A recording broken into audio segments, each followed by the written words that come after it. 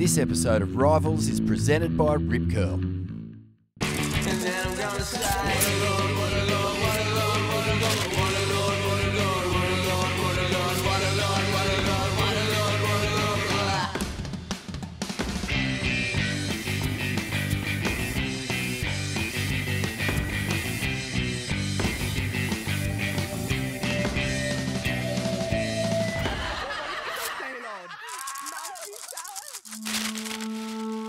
Here we are in the grand finale of Rivals Season 3, where we will crown a winner.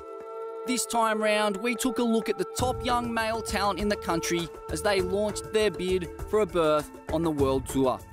Over the course of the series, we've seen the full gamut of cutting-edge surfing, from skit slabs to aerial wizardry and shamans of the slice and the dice. Now we hand it over to the judges to decide who should be crowned as the new king of the Call Lords. Yeah, I committed to the Rivals because watching season 1 and 2, it was quite amazing what was produced and what was put out there, and the whole concept around Rivals is quite unique. I'm not rocking up at 7:30 to verse 3 other guys in a rash vest. You know, I get to call my own day and go out at my home break. Everyone gets their 3 hours. They all have the local knowledge of the break. You got to go out there and choose your exact moment you want to surf. I like creating cool little projects, and I think this is just another awesome thing to be a part of. Good concept, filming around your hometown, comparing clips, picking your best three, so, and the Australians commentating it too is always a bit of a laugh. I think that's what everyone's saying, right? Everyone's like, yeah, this format's designed for me. Looking at all these guys, there's not one person that I want to beat. Like, I just want to beat them all. I would like not to get 8. You know, if I picked a better day of waves than Soli, I'd probably rub that in a little more. Yeah, can't wait to see how it all unfolds. First cab off the rank was the meat-hacking madman, the beer-swilling beacon of bogan pride, the surfer trapped in a lumberjack's body, the Avoca Jesus, the Gosford Grug, Wade, Carmichael. Wado scored fully cooking cons at his local beach break, putting on a clinic of juicy calves, mad meat hacks, and even a couple of sly little cones. All in all, an all-you-can-eat buffet of souped-up old-school power surfing from the big man. Then it was the Prince of Snapper Rocks, the heir apparent to the throne of Mick Fanning and Steph Gilmore, Sheldon Simkus. On the backside of Tropical Cyclone Philly, Shelley stroked into a strangely deserted snapper lineup and proceeded to bury his face in a bunch of Gaian wormholes, letting the juices drip down his chin. The West Oz wormhole warrior, Jacob Wilcox, was up next, sending it on a local slab like no other. What a display of technical tube riding it was. The Margaret River native clocked up so much filthy vig, he had to empty his pineal gland into a plastic bag. Nom nom nom nom nom. On the same day, a continent away, Kalani Ball plied his trade on a playful Gold Coast reef break. It wasn't exactly the conditions he was after, but with a tight window to shoot, he had little choice but to pull the trigger, and he didn't let us down, putting up a sizzling selection of slices, dices, and skits fin throws.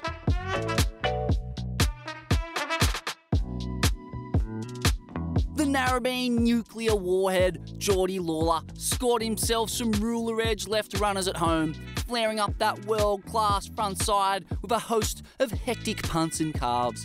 After missing out on World Tour qualification by just one spot last year, he's in form, on a tear, and a favourite for the Rivals crown. But did the waves let him down? Then it was the prodigy from Port Mac, Matty Banting. This all-conquering pro-junior star has battled a horrendous run of injuries that saw him condemned to a concreter's trowel. But hot damn, has he lost none of the sizzle. In playful Port Mac waves, the prodigy did what he does best. Skits punts, mental swerves, and skitsy slices. Well played, Matty.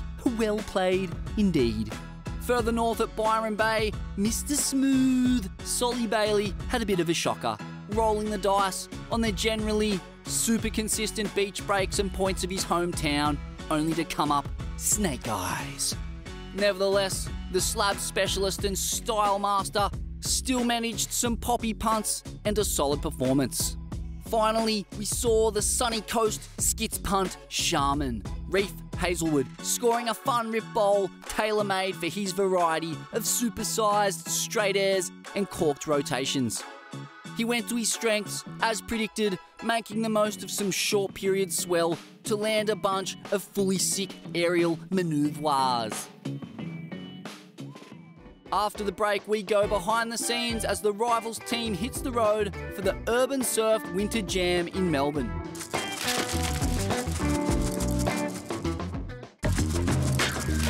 With the Rivals series done and dusted, our team shelved their grievances and hit the hot tub for an old-fashioned cuddle puddle at the Urban Surf Winter Jam.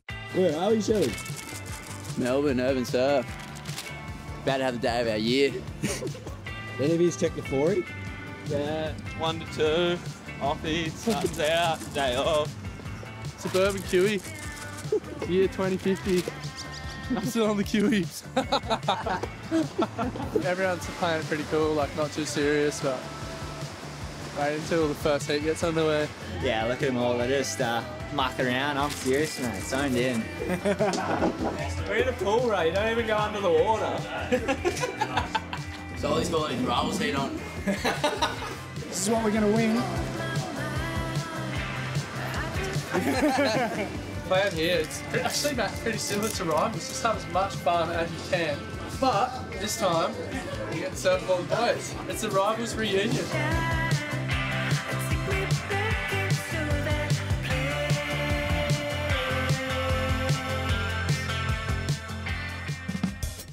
Best three backhand snaps, 9 turns, got a winner. What wave we getting? We're going T6, same as you guys surf. Biggest turns wave we've got. Who you got, Jacob? I got this Grom from Sydney. I got Jacob in this one. I'll probably put money on him. Paying 110, I'm paying 350. There we go, this is the heat of the year right here, boys. We've got Chit versus Letty. Go with my boy Letty, David Letterman. Let's go. Oh, the Goofies have got the advantage, boys. High turns. Force. Let's go, Letterman. Here he is. Hit it. Ooh. One more. Ooh. One more. Oh, he finishes it. There we go. That was the coolest shit ever. That was so sick. We just like Roshan boat for the first one. And then after each one, we're just like talking to each other like, what'd you do? What'd you do? We're like, should we try something different? And I didn't, but he did a hell finner. So I thought he won, but I got it. Got robbed by the judges. Hopefully nothing happened in the Rivals. Bring back wide pool commentating. It's good fun. It's good fun. Got hung on. Should be more comps like this. 7-minute heats, so good. Sheldon's board's just disappeared. Hey, he thinks he's playing games. Makes me get out there. It's been so much fun watching the other boys. First round's only the beginning, I think. Everyone's going to be lifting it up the next couple of rounds, so it's going to be sick. Oh, Reef is flaring. Look at the arm on it. It's 10 out of 10. We probably couldn't have asked for a better day all year, you know. We're just lucky to be here, best day of the year, surfing offshore waves, and the waves are pulsing. They're coming in sets of 8 every minute and a half. So you know, there's heaps of waves for the boys to get their heats on. Scissors, paper, rock. Watch this space. Watch this space.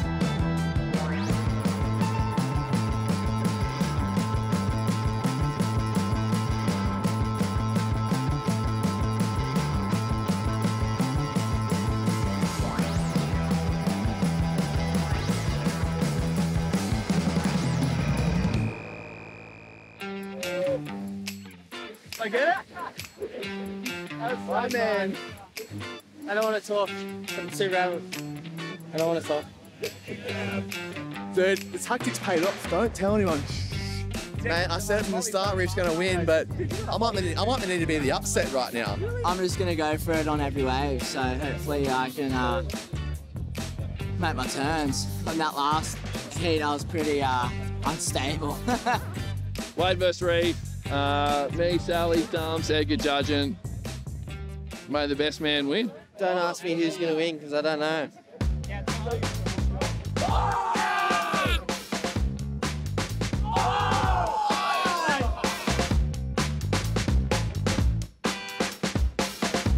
Oh, wait on.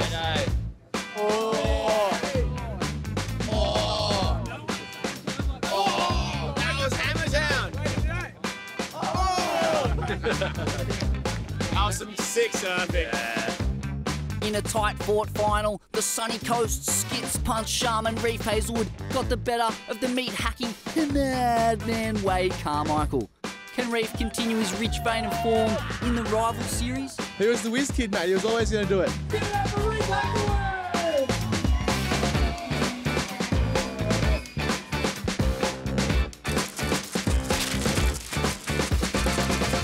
Alright guys, so I hope you're enjoying season 3 of Rivals. Really excited to see who's going to take the dub in that. That's going to be really fun to watch. But for now, we're here for Limitless Camp 4 in Bali, our first international one, where we handpick some of the best Australian juniors that are leading the way with progression. We have Kobe Clements, Lennox Smith, Sierra Kerr and Izzy Campbell. And we're here for a week and we're going to really try and push the levels of progression, so stay tuned.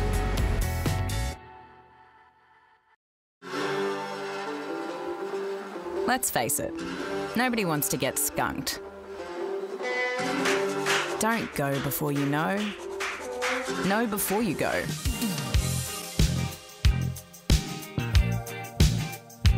With Surfline, get live surf cams, long-range forecasts, and so much more.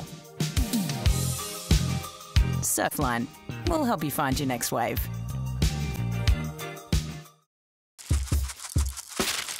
All the waves have been seen and judged. Now it's time for a look at where our competitors placed. In 8th place, eating some humble pie with his wooden spoon, Soli Bailey. Getting a full taste of what I grew up with.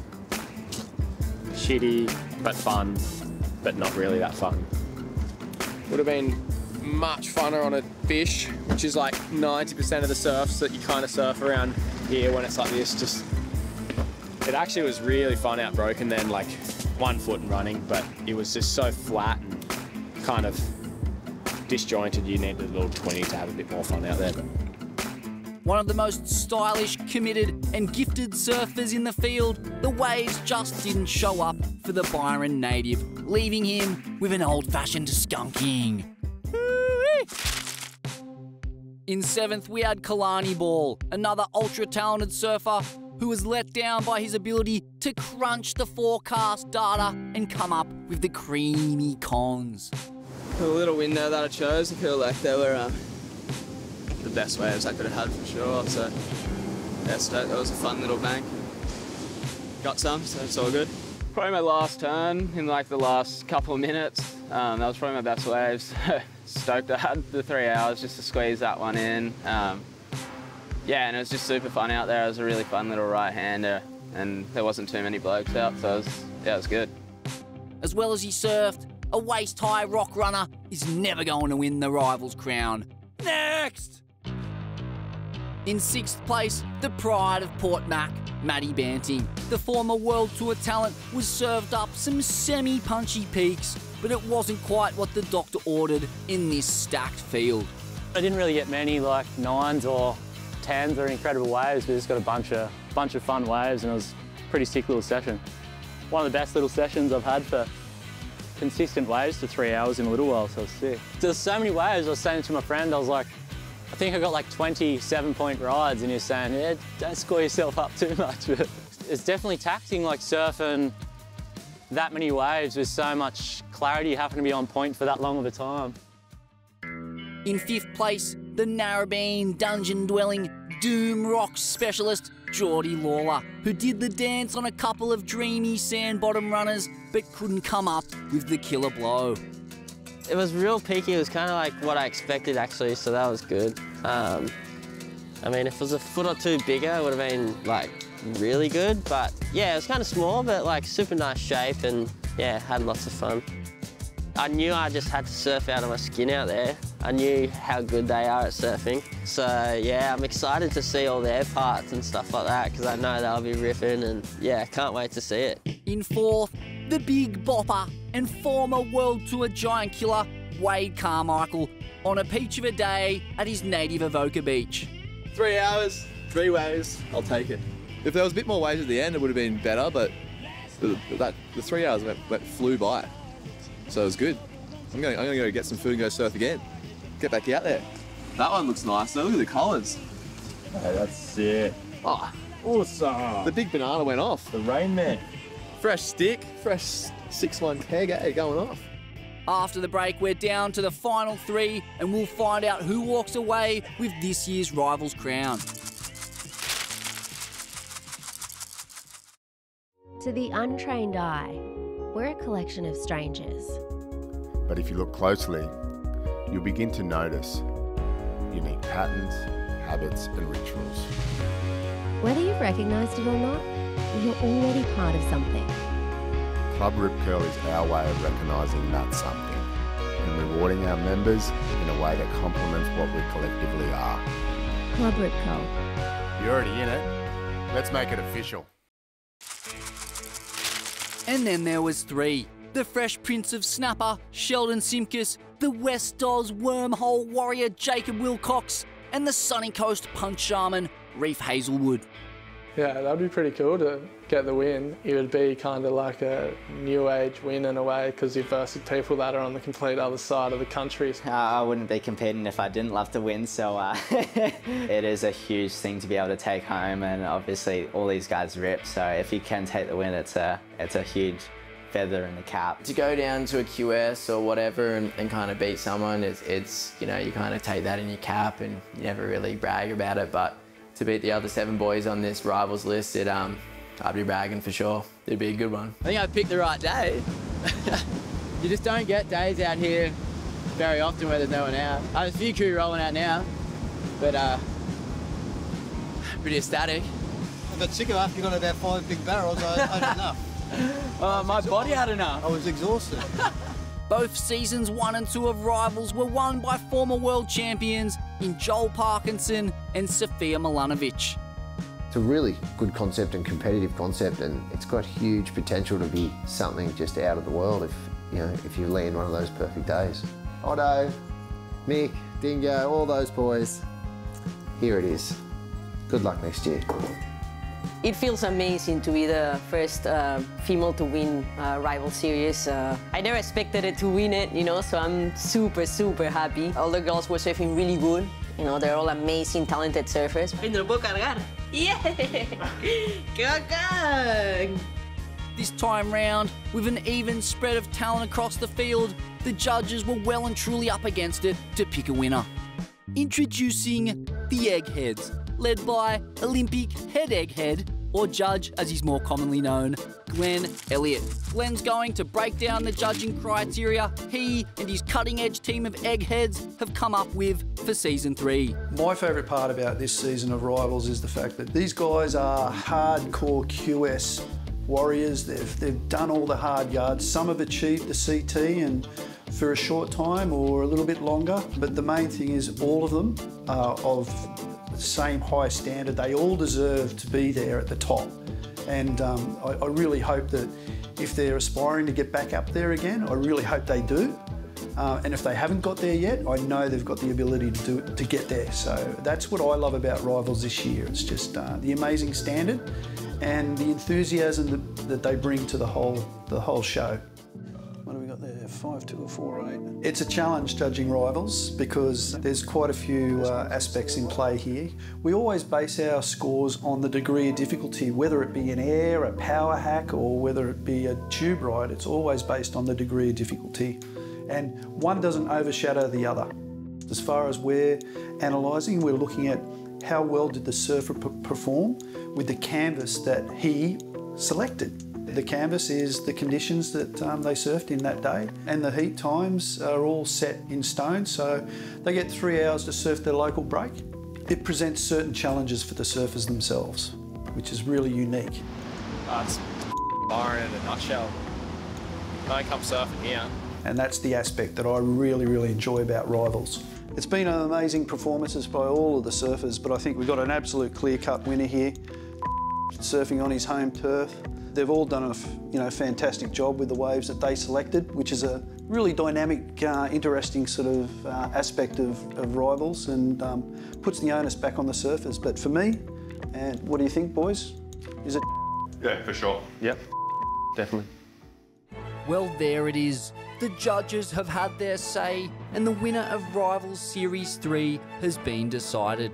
Will it be Sheldon, Jacob or Reef? I'm going to hand it over to my co-host, Vaughan, Rinsed Corn Deadly, to do the honours. None of our competitors know who's won, so we are going to spring it on them straight up to the door, present this Rivals trophy. The crown, the great, gritty Battler crown made out of tyres. How good is that? You might have gathered we're on the Goldie. Is that a clue? There's a few crew living up here, so let's find out. Excuse me, sir. Are you the winner of Rivals Season 3? You little ripper! No way! Jacob Wilcox. How was that? Congratulations, my friend. Oh, winner. my God. Rivals. No way! Yeah. That's insane. I don't really know what to say. I thought I was, one of my friends was surprising me coming here from WA, and I was like, oh, I've got it, yeah. Isaac's coming to surprise me from WA. I was like, oh, I didn't think you'd be over here, that's weird. But this is a way better surprise. Sorry, Isaac, this is way better. I was watching all the boys' times. I was like, wow, that was tight. All the boys are ripping it. It was just like really exciting for me just to see everybody's level be so high. So to get the crown, I'm pumped. We're not worthy! We're not worthy! The Rivals champion, ladies and gentlemen. Got the weight behind it as well. Yes! Go, Chippo! Watching those series, I was like the only one kind of shit talking on it. I felt like I kind of felt bad after it because everything that got said was me just talking shit on one of the boys. So well done to all the lads, and yeah, thanks for making it a fun event. And so do one. Sucked in.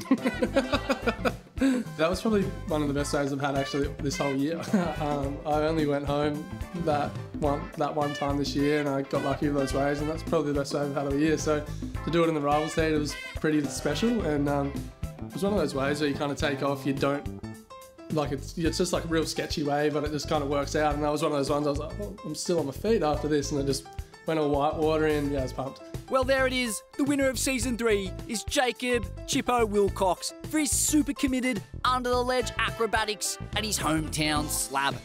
A stack of filthy orbs netted Chippo a massive 23.93 total, putting him ahead of Reef and his aerial arsenal in second on 21.03, and Sheldon's Snapper Slab Fest, which netted a total of 20.63. Jacob Wilcox for us, the undeniable winner. And it's a combination of all three. He actually picked perfect conditions to be able to get barreled, to actually do airs, and the criticalness of his turns as well. So he kind of ticked all three boxes. And I know that's a challenge for someone like Reef, who's surfing a beach break on the sunny coast, as opposed to a WA reef break. But his performance in the beach breaks were amazing, and his air game was amazing. So, you know, that's why he got up there. In regards to Sheldon's performance at Snapper, behind the rock, it's one of the best that there is these days. The manoeuvres after the barrels weren't that intense, and it isn't of the quality that we really know that Sheldon can do, but it didn't really offer him any real major turns after it. So we just really was just looking at the tube rides and how deep he was, and particularly the takeoffs. So you look at Jacob's, one of his highest scoring waves, it's his freefall takeoff into the tube, which was just phenomenal. It just had us going, whoa! And that's it. It's the wow factor that gets you the win in Rivals. That's a wrap for Season 3. It's been a journey. There's been brutal skunkings, mondo slabs, swerves galore, skits, punts, and everything in between.